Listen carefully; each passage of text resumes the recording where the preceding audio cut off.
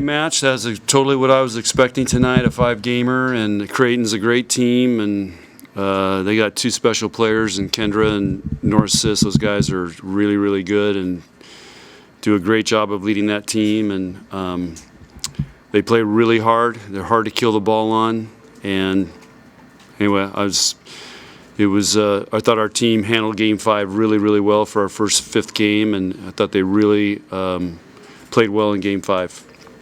Especially when we needed it. Now, as we talked about, when the big points come, we're going to have to play our best, and they did in Game 5.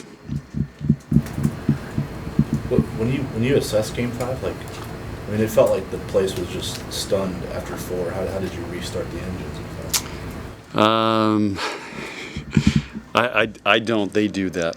So, when you lose a 33-31, you lose that. It takes a lot out of you because it's just like, we had 4 swings to win it and couldn't put it away.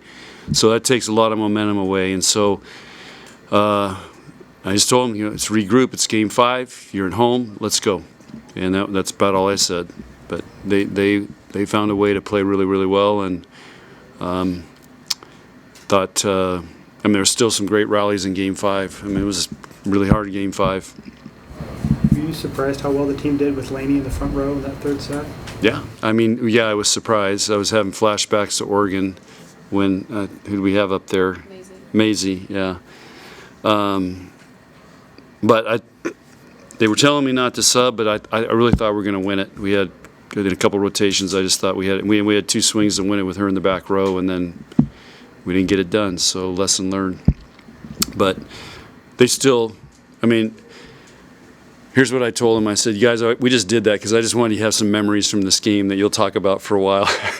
So Laney will be tick-talking about that for a couple weeks. Your offensive balance in this match, how key was that to winning? I haven't even looked at the stats yet, but do we have good balance? Yeah. 16, 15, 15, 14. Yeah, that's pretty good. And I always challenge Bergen before, let's be balanced tonight. And she set a great game tonight. When things were going well, especially early in the first, second set, was that as good as you've played this year? Yeah, it was definitely as good as we've played. And I just thought, Creighton was playing great, but we just made about 3 or 4 more plays than they did in those first 2 games to, get a little gap. And I thought our serving was pretty good, and I thought our block was touching a lot of balls. And then, as you saw in Game 4, we weren't touching anything. They're just bouncing balls on us, and maybe they got their confidence after bouncing on Laney. But blocking defense takes a lot of energy, and I thought that was the difference in the first 2 games. You mentioned after your last match that you felt like your medals could be more involved offensively. When you see what Andy and Rebecca did in set 1s and 2 in particular, how efficient they were, was that message sent and received? Yeah, we know our middles have got to have a major impact, and that'll help everybody else. And Bergen's not afraid to set them. So I wanted her to set Andy every ball she could tonight.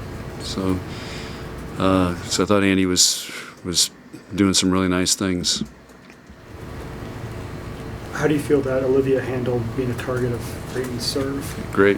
She's got ice veins.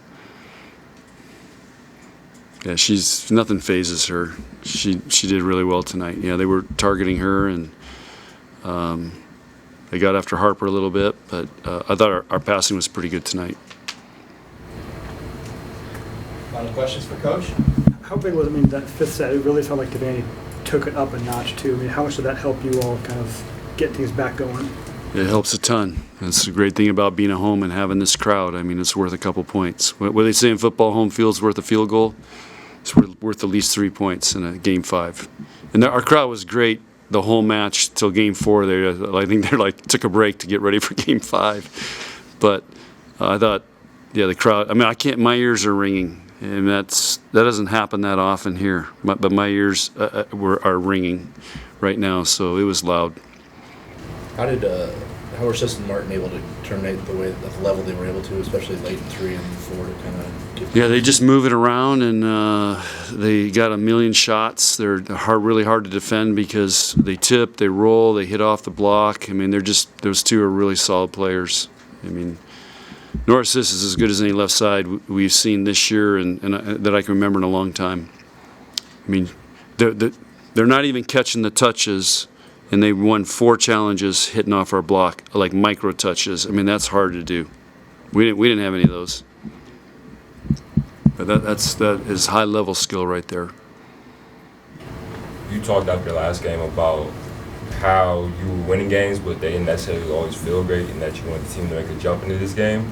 Do you think they made that jump tonight? Yeah. They've been waiting for this match, for a match like this, and we got a whole lot more coming up. So I think this one is, if it's almost like, they were up for this one tonight. All right, thank you. Okay, guys, thanks.